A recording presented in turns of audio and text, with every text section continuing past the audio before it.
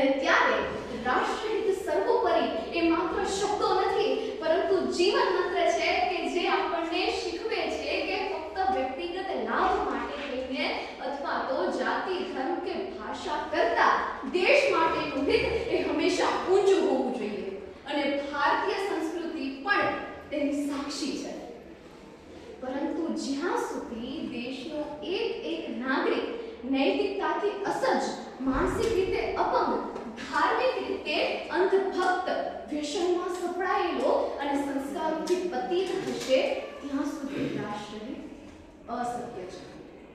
અત્યારે દરેક એવું ઈચ્છે છે કે દેશના એક ઘરમાં ભગતસિંહ અને આઝાદ જેવા દેશભક્તો જન્મે, પણ એ મારા ઘરમાંથી નહીં, પાડોશીના ઘરમાંથી. આ એક કરુણતા છે. રાષ્ટ્રહિત માટે મોટી વાતો નહીં, પરંતુ નાના પ્રયત્નો જરૂરી છે.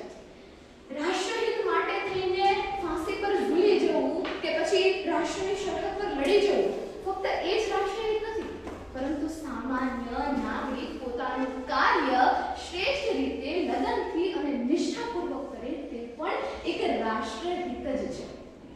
રાષ્ટ્રહિત તરીકે આપણે સામાન્ય નાગરિક તરીકે પ્રામાણિકતાથી આપણો કરવેરો ભરીએ છીએ, પાણી અને વીજળીની બચત કરીએ છીએ અને દેશના કાયદાઓનું યોગ્ય રીતે પાલન કરીએ છીએ, તે પણ એક રાષ્ટ્રહિત છે.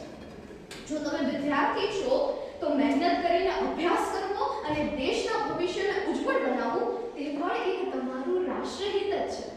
જો તમે કોઈ વ્યાપારી છો તો નૈતિકતાથી તમારો વ્યાપાર કરવો, તે પણ એક રાષ્ટ્રહિત છે. જો તમે સરકારી કર્મચારી છો તો ભ્રષ્ટાચાર વગર તમારું કાર્ય કરવું, તે પણ એક રાષ્ટ્રહિત છે. જ્યારે દેશના બધા જ નાગરિકો પોતાના ક્ષેત્રમાં શ્રેષ્ઠ કાર્ય કરશે, ત્યારે જ રાષ્ટ્ર શક્તિશાળી બનશે. રાષ્ટ્રહિત માટેના આપણે હાલના થોડાક ઉદાહરણો લઈએ તો વંદે માતરમ રાષ્ટ્રગાનના 150 વર્ષ પૂર્ણ થયા, એનો જશ્ન હોય કે ગગનયાન મિશન હોય, પછી ગ્રામીણ અર્થતંત્રને આત્મનિર્ભર બનાવવા માટેની મહાત્મા ગાંધી ગ્રામ સ્વરાજ યોજના હોય કે પછી હાલમાં તાજેતરમાં જ પ્રદર્શિત ક્વોન્ટમ કી ડિસ્ટ્રીબ્યુશન એવી ટેકનોલોજી, ભારતની સિદ્ધિ જેવી ટેકનોલોજી હોય, એ બધાના પાયામાં રાષ્ટ્રહિત જ છુપાયેલું છે.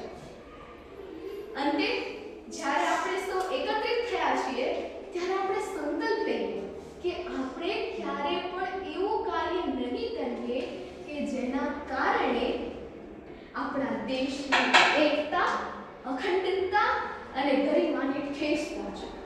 અને આપણો મંત્ર હોવો જોઈએ, પહેલા ભારત, હંમેશા ભારત. અંતે હે ભારત.